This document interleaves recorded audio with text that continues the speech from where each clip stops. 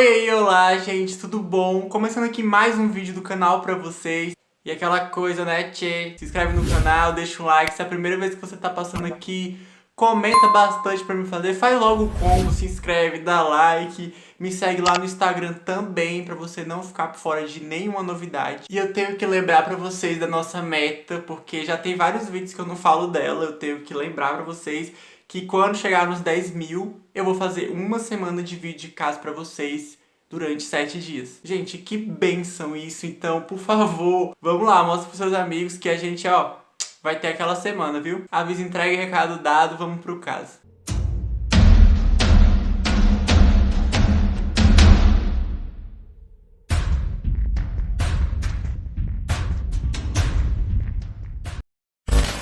Joana Isabel Cipriano Guerreiro nasceu em Algarve, Portugal, no dia 31 de maio de 1996. Sua mãe se chamava Leonor Maria Domingos Cipriano e a Joana tinha um padrasto chamado Leandro Silva e 2 irmãos mais novos. Eles moravam na localidade de Figueira, Portimão. E a Joana era descrita como uma menina muito madura para a idade dela, ela era uma boa aluna, os professores falavam super bem dela.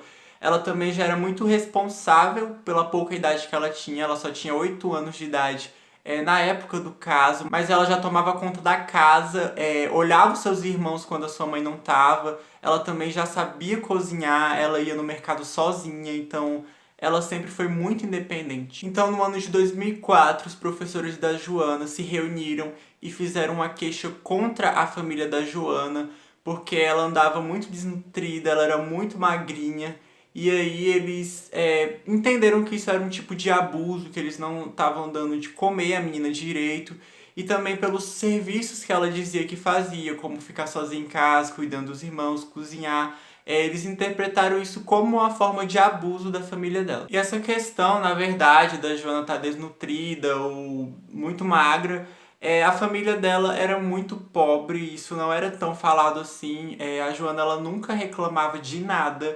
Então ela nunca dava a entender que ela estava faminta ou passando necessidade, mas a verdade é que a família deles era bastante pobre. Então no dia 12 de setembro de 2004, a Leonor manda a Joana ir na padaria perto de casa comprar um leite e uma lata de atum. A padaria que ela foi era ali pertinho da casa dela, dava uns 420 metros de distância, e ela não viu problema em a menina ir sozinha até a padaria comprar essas coisas, o que é um pouco preocupante. Além do mais, gente, a hora que ela mandou a menina ir era 9 horas da noite, então assim, já era um horário perigoso. Apesar de não ser comum em Portugal crianças sumirem ou coisas assim acontecerem. Então ela achou que não teria nenhum problema e mandou a Joana ir lá, e foi o que a menina fez. Ela foi lá sozinha. Então o tempo vai passando e a Leonor ainda tá esperando a Joana voltar e nada dela aparecer, sabe? Foram passando minutos, horas, e aí deu 10 horas, já fazia uma hora que a menina tinha saído pra padaria, o que não era comum, já que a padaria ficava ali pertinho de casa, não tinha porquê dela demorar tanto. Então a Leonor e o seu marido resolvem ir até essa padaria atrás da Joana. Então eles chegam lá na padaria e perguntam pra todo mundo se viram a menina, eles descrevem como a Joana era. E aí a dona dessa padaria, que se chamava Ofélia Severino, ela disse que sim, a Joana passou por lá e que ela comprou o leite e o atum e depois saiu e não sabia mais dela. Então, como a Leonor e o marido não encontraram a Joana por lá, eles resolvem voltar. E aí vai passando o tempo e quando fica bem mais tarde, a Ofélia, que é a dona da padaria, ela fecha o seu estabelecimento, que já era bem tarde. E aí ela resolve dar uma passada na casa da Leonor pra ver se a menina apareceu, como é que tá tudo, porque enfim, ela ficou preocupada e ela conhecia a menina, elas estavam sempre indo nessa padaria. E aí a Ofélia vai pra casa da Leonor e chegando lá ela pergunta onde é que a Joana tá, se a Joana apareceu, e a Leonor diz que não. E aí a Ofélia pergunta se ela não chamou a polícia ou contatou alguma autoridade. E a Leonor diz que não. E aí a Ofélia fica meio assim, sabe? Achou um pouco estranho. Então a Ofélia mesmo liga pra polícia e dá as informações, diz que a criança sumiu e não volta pra casa. Então rapidamente essa notícia se espalhou pela cidade e esse caso ficou conhecido muito rápido.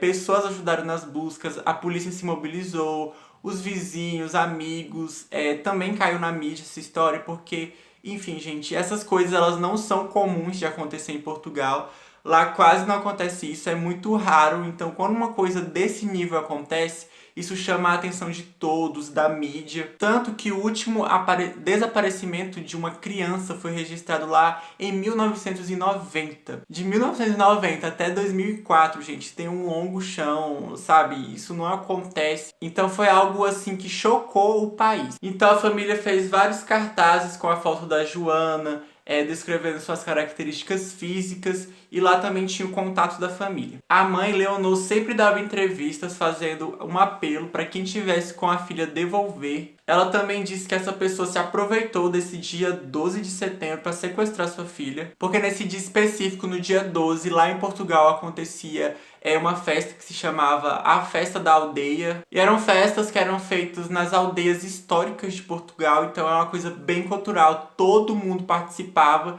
E aí as ruas ficavam vazias, e aí se esse cara, se foi sei lá, um sequestrador, ele se aproveitou dessa oportunidade que não ia ter ninguém, não ia ter nenhuma testemunha, porque literalmente, gente, quando a Joana saiu de casa, basicamente não tinha ninguém na rua, e aí ele se aproveitou que não ia ter testemunha e raptou a menina porque assim seria mais fácil. Gente, mas a polícia ela revistou nos bairros próximos, inclusive nessas aldeias, revistou casas, vizinhos, sabe? E eles não encontraram nada que pudesse levar até a Joana, sabe? Nada, nenhuma prova, nenhum vestígio, nada indicava quem teria pegado a menina. Então a polícia interrogou toda a família da Joana, basicamente quem era mais próximo, morava por ali, que teve um último contato com ela. E o que aconteceu depois desse interrogatório é que a polícia começou a suspeitar da própria mãe da Joana, a Leonor. Isso porque eles analisaram o comportamento dela e de todos os membros da família. A Leonor, que era mãe, ela é que parecia estar mais tranquila, sabe? Ela tava super de boa. Nem parecia que a filha dela estava desaparecida. Então, comparando as emoções dela com emoções de outros parentes que não eram nem tão próximos, eles estavam muito mais abalados e chocados do que a própria mãe. Então essa frieza dela acabou chamando a atenção, então ela começou a se tornar uma suspeita, já que eles também não tinham outros suspeitos ou nenhuma outra prova. E aí a polícia resolveu revistar, investigar a casa da família Cipriano. Só que, gente, já era o 5º dia do desaparecimento da menina, e nesse 5º dia, se tivesse alguma prova lá, algum vestígio, DNA, isso tudo já estaria comprometido, porque, enfim, desde que ela desapareceu, várias pessoas entraram e saíram da casa. Não pode, gente, quando é um local de crime, ficar entrando gente, porque já compromete a cena do crime, entendeu? Só de você estar no mesmo lugar já compromete a cena do crime, então coisas podem ter sido limpadas, escondidas. E se aconteceu algum tipo de crime lá, o local já não era o mesmo, já tinha DNA de outras pessoas. Então, assim, foi bem difícil fazer no 5º dia, eles deviam ter feito no primeiro. Mas como eles não suspeitaram dela em nenhum momento no começo das investigações, eles não fizeram, deixaram pra fazer depois. Mesmo assim, a polícia fez a investigação e eles encontraram umas pequenas manchas de sangue em algumas paredes, no chão e também num frigorífico que tinha lá. Então, assim, era estranho de quem era esse sangue. Eram algumas manchas, assim, de sangue, nada muito escandaloso, mas enfim, né, gente? Tinha sangue lá. Eles levaram esse sangue pra análise, mas o resultado foi inconclusivo. Pode ser porque, como eu falei pra vocês, a cena já estava toda comprometida. Mesmo assim, a Leonor foi detida e colocada sob investigação no dia 21 de dezembro. Não só ela foi detida, mas também o seu irmão, que se chamava João Cipriano, ou seja, o tio da Joana. E ele vivia na casa da irmã dele, toda hora ele estava lá, entrando e saindo. As visitas dele eram bem constantes. E no depoimento dele e no depoimento da irmã, né, a mãe dela não demonstrava muita emoção, que estava muito abalada com aquilo. E por algum motivo também acharam inconsistência no depoimento do tio. Não se sabe ao certo qual foi o ponto-chave que fez a polícia olhar para esses dois e falar: não, a gente tem que levar eles detido, isso aqui não pode ficar assim, porque, enfim, esse caso ele é bem reservadinho, tem algumas perguntas que até hoje não tem respostas, tem alguns detalhes que eles foram encobertos, talvez porque, sei lá, a mídia, a cidade não queria chamar mais atenção pra si, por esse caso que ele já estava muito grande, talvez eles quisessem reservar mais. E aí até hoje tem algumas perguntas sem resposta, alguns detalhes que não tem como saber, não tem como eu contar aqui pra vocês, porque realmente não se acha em qualquer lugar assim. Enfim, mas como eu falei pra vocês, o João e a Leonor são detidos e depois de um longo interrogatório com os dois, eles resolvem confessar que eles estão envolvidos sim no desaparecimento da Joana. Eles alegaram que a Joana foi espancada até a morte por acidente, mas também até um certo ponto eles não falaram mais nada além disso. Então essa foi a justificativa, a explicação deles, que a menina teria sido espancada por acidente, sabe? Um acidente que tirou a vida dela, gente. Isso não faz pra mim o menor sentido. E como eu falei, até certo ponto eles disseram só isso, não deram mais outros detalhes. Onde é que estava a menina? Essa era a pergunta que todo mundo queria saber naquele momento. E, enfim, não foi respondida assim imediatamente, eles não falaram. E mais tarde, a Leonor retirou sua confissão e ela disse que só confessou o crime porque ela foi espancada pelos policiais. Ela disse: "Eu não matei minha filha, nunca lhe faria mal. Só confessei porque eu fui agredida na polícia judiciária de Faro." E assim, gente, tem fotos dela toda roxa, inchada, com a cara inchada. Parece realmente que ela tomou uma surra de alguém e ela acusava a polícia, principalmente, ter batido ela para ela confessar o crime que supostamente ela não cometeu. Então, mais tarde, ela processou os inspetores da PJ por agressão. Foi marcado o julgamento para esse caso de agressão, mas a Leonor nunca conseguiu reconhecer e nem apontar quem foram seus agressores. Então, os 3 inspetores acusados foram absolvidos. Então, o tempo foi passando, eles não tinham mais nenhuma informação assim relevante sobre esse caso. Só que aí o João resolveu contar, dar mais detalhes do que teria acontecido. Então, ele disse que ele mesmo matou a sobrinha, ele disse que espancou a garotinha até a morte. E ele disse que depois que a sobrinha dele já estava sem vida, ele cortou o corpo dela em pedaços, separou em 3 sacos plásticos e guardou em um freezer. E essa parte aqui eu acho a mais absurda. Ele diz que depois que ele fez isso, ele pegou os pedaços da sobrinha e usou para alimentar os porcos que tinha num curral que ficava ali perto da casa dele. De acordo com essa versão dele, com o que ele falou, era por isso que ninguém encontrava o corpo da menina, porque, enfim, ela foi dada aos porcos. Então, se baseando nessa versão do tio, a polícia resolveu investigar vários currais de porcos que tinham por ali, naquela região onde ele morava, tinha bastante disso. E eles foram, revistaram vários, só que nunca foi encontrado nenhum vestígio, nenhum pedaço de roupa, nada que levasse ou que desse a entender que realmente a menina tinha sido dada aos porcos, sabe? E é um mistério, gente, porque ninguém sabe se realmente isso aconteceu, porque o João diz que isso aconteceu, e aí as pessoas, tem gente que acredita, mas ao mesmo tempo que ele diz que isso aconteceu, não tem nenhuma prova. Aí fica aquela incógnita no ar, sabe? Ninguém sabe se realmente foi o que ele inventou, mas também por que ele inventaria isso. Talvez para não dizer onde é que o corpo realmente da menina estava, mas enfim, né? Eles fizeram toda uma reconstituição do crime e o João responsabilizou a irmã. Então, no julgamento deles, a acusação alegou que a menina Joana foi morta porque pegou o tio e a mãe tendo relações sexuais. Ou seja, incesto era incesto porque, enfim, eles eram irmãos. E aí, eles ficaram com medo, aliás, da menina contar pro padrasto do que ela tinha visto, e aí eles resolveram tirar a vida da menina porque eles tinham relações incestuosas. Enfim, essa relação deles dois nunca foi confirmada pelos próprios. Aliás, eles nunca confirmaram tantas coisas. A mãe seguiu dizendo que era inocente sempre, e o tio só disse que tinha tirado a vida da garota, mas ele nunca, como eu posso dizer, ele nunca deu certeza nas coisas que ele falava. Mas essa versão, ela foi a mais aceita por todos, tanto que ela foi usada no tribunal, gente, e enfim, essas coisas não são brincadeiras. Se eles usaram esse tipo de coisa, falaram isso, é porque eles devem ter base em alguma coisa. Como eu falei, eu não consegui muito detalhe, porque esse caso ele é bem fechadinho, mas se a justiça estava falando é porque alguma coisa tinha pra, enfim, né, eles acharem que eles tinham uma relação desse tipo. Então, durante o julgamento, teve uma parte, assim, que chamou bastante a minha atenção.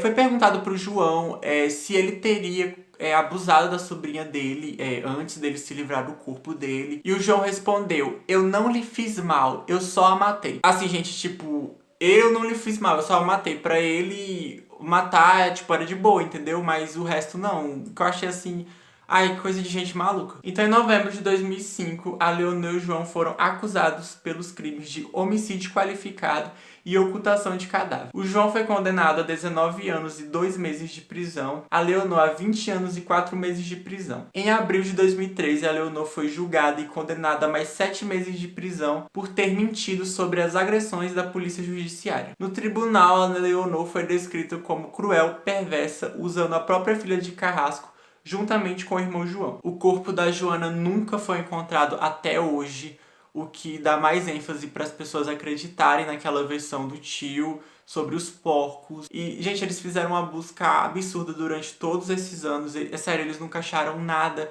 nem uma roupa, nenhuma evidência, nada que desse a entender onde a menina estava. Em 2020, o padrasto da Joana pediu que a polícia portuguesa investigasse o suspeito de raptar a Madeleine McCann, que é um dos casos de desaparecimento de criança mais famosos do mundo. E, enfim, recentemente, eu não sei se vocês viram, que apareceu um suspeito, depois de vários anos sem qualquer tipo de prova ou qualquer tipo de apontamento a alguma pessoa, saiu um suspeito. E aí, quando o padrasto ficou sabendo disso, ele pediu para investigar esse suspeito para ver se ele também não poderia ter raptado a Joana. Isso porque a Joana desapareceu apenas a 8 quilômetros de distância do hotel onde a Madeleine estava, que era o hotel praia que ela estava. Só que a Joana desapareceu em 2004 e a Madeleine em 2007. E, aliás, esses dois casos eles têm pontos bem parecidos que chamaram a atenção das pessoas. Além do local que elas desapareceram ser muito próximo. Pais também foram suspeitos de ter envolvimento com o desaparecimento dos próprios filhos. E também ambos também nunca foram... nunca conseguiram provar que realmente eles tiveram aquela participação, aquela certeza. E também o corpo de nenhuma das garotas foi encontrado até hoje. E aí, em 2019, o João deu umas declarações bem polêmicas sobre o caso. Já faziam 14 anos que ele estava preso. E ele disse que só confessou o crime porque apanhou muito para fazer isso. Que, na verdade, a Leonor vendeu a Joana. Ele disse: "Eu não toquei nem o dedo na minha sobrinha. E sei que ela está viva e vou fazer de tudo para achá-la." João até estava se preparando para dar entrada num pedido de reabertura do caso, mas para a justiça fazer isso, ele tem que ter dados que façam eles terem dúvidas muito grandes para mudarem a sua decisão sobre reabrir o caso. Então, gente, depois de 14 anos, o tio deu essas declarações que a menina está viva, que ela foi vendida, o que muita gente já especulava na época, porque as duas teorias mais fortes eram que eles tinham matado a filha e sobrinha, né, no caso, por causa das relações que eles tinham e não queria que ela contasse. Mas também tinha muita gente que dizia que ela tinha sido vendida. E aí essas teorias voltaram nesse ano de 2019, da própria boca do tio falando que a sobrinha foi vendida. Mas aí vai de cada um acreditar ou não, porque eu fico pensando, por que ele não falou isso antes, entendeu? Ele veio falar depois de 14 anos. Sei lá, gente, é meio estranho. A Leonor Cipriano saiu da cadeia em liberdade condicional em fevereiro de 2019, depois de cumprir 5/6 da sua pena, e ela declarou: "Vou dizer sempre até o resto da minha vida. Onde quer que ela esteja, quem a levou, quem lhe fez mal, por favor, devolva-na. É tudo que eu tenho a dizer." Então, ela já foi solta. Ela ia cumprir 20 anos de prisão, mas teve um novo julgamento, uma coisa assim. Eu não consegui achar muita informação sobre, ou o motivo disso ter acontecido, mas a pena foi reduzida a 16 anos de prisão para ela, por isso que ela já saiu. E, enfim, gente, esse é o caso, ninguém nunca achou nada. Me diz aqui no que você acredita. Tem várias versões, sabe? É um caso bem controverso. Tem gente que acredita que a mãe tá envolvida, tem gente que não. E sei lá, eu acho muito estranho. Na verdade, eu acho bastante triste, né, esse caso. Mas, enfim, esse foi o caso de hoje. Eu espero que vocês tenham gostado do vídeo. Curte, comenta bastante aqui pra mim, deixa um like. E é isso, eu vejo vocês no próximo vídeo. É nóis!